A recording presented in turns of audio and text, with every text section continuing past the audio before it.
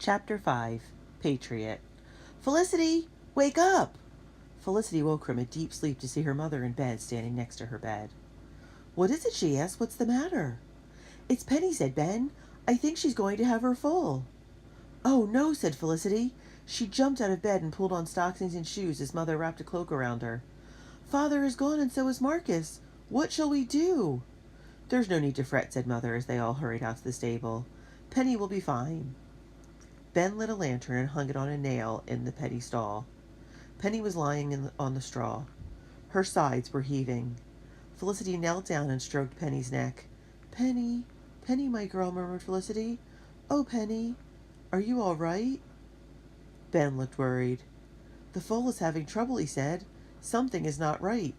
I don't know what to do. We need to get help. Felicity stood up. Mother, you hold Penny's head and try to keep her quiet, she said. I'll go get help. Take the lantern, called Mother. But Felicity did not need the lantern, though the night was starless. She knew the way through the garden, through the dark sheets, past the sleeping houses, to the edge of town. She had run this way many, many times on those cool mornings before dawn, when she had sneaked off to see Penny in the pasture. She knew exactly where she was going. To find Mr. Nye. Mr. Nye's house was a tumble-down shack next to the tannery. It looked ghostly and forbidding, blacker than the night around it. Felicity pounded on the door. Mr. Nye, she cried. Please, please help me. The door opened and Mr. Nye stood there, holding a candle that cast light on his craggy face. You? He said when he saw Felicity. You've got to help us, Mr. Nye, said Felicity. Penny's having her full. Something's wrong. Mr. Pelham, the jailer, said you know all about animals. Please, will you come help? Mr. Nye stared at Felicity. It was you, wasn't it, who brought that blanket and the medicine to me, he said in his gruff voice. And it was your grandfather who left money for me. Don't say it wasn't. I know it was. I owe you a kindness. I'll come with you now. Please make haste, said Felicity. We've no time to spare. Never in her wildest dreams could Felicity have imagined that she would be running through the night with Mr. Nye, very glad that he was by her side. But she was. Together they ran to the Merriman stable and hurried inside. When Mr. Nye came into the lantern light and Mother and Ben saw him, they looked horrified. What are you doing here? Ben said. Get away! If you hurt Felicity or Penny, I'll kill you! Mark me, I will. It's all right, Ben, explained Felicity. I brought him here. He knows how to help Penny. Ben looked confused. It's all right, Ben, Felicity said again. He is a friend. Mr. Nye turned to Felicity. You'll have to keep your horse calm, he said. If she moves suddenly when she sees me, it'll hurt her and the foal, and I don't reckon she's forgotten or forgiven me for the way I treated her. I'll keep her calm, said Felicity. She and her mother knelt by Penny's head. They stroked her and murmured soothing words. Mr. Nye did not make a sound. All his movements were sure. His touch on Penny was gentle. In a short time the foal was born. Felicity looked at the beautiful little colt lying on the straw next to Penny. He was black and shiny with spindly legs. Grandfather was right, she thought. Nothing is happier than a new life starting.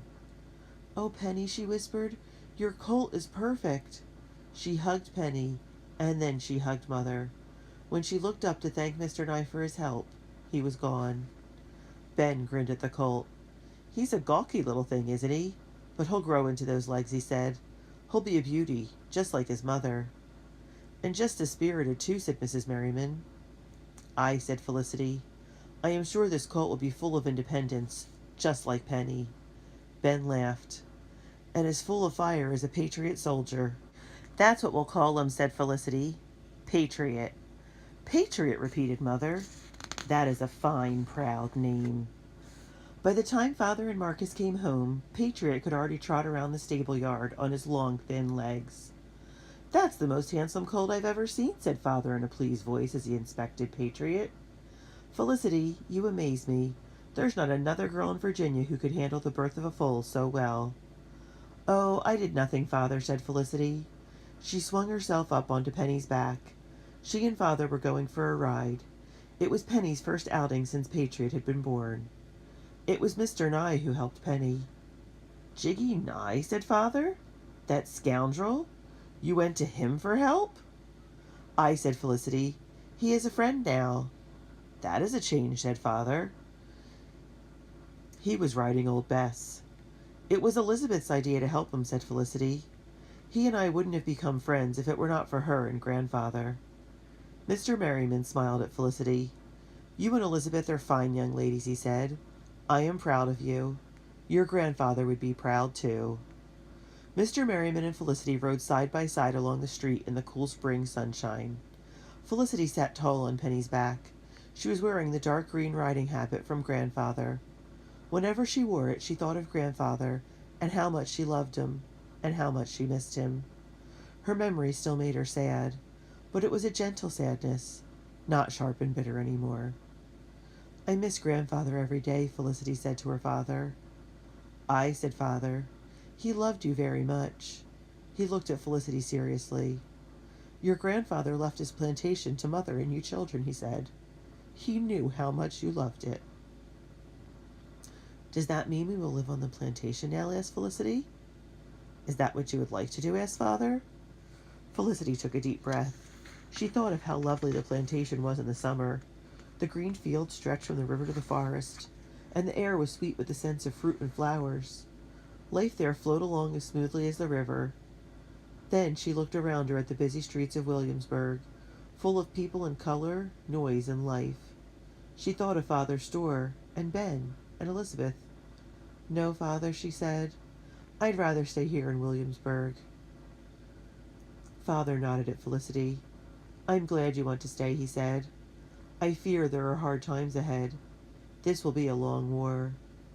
"Father," said Felicity as they rode along, "doesn't the King's army have a lot more soldiers than the Patriot's army?"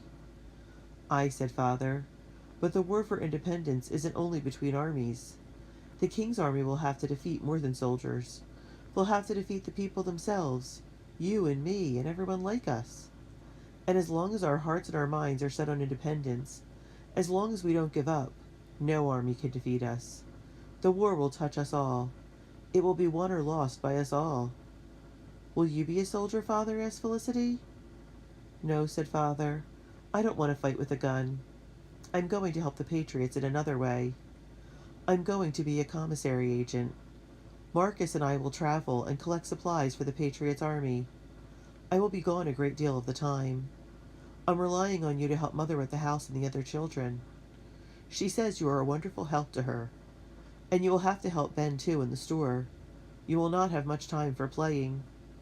"Oh, I love working in the store, Father," said Felicity. "You know I always have.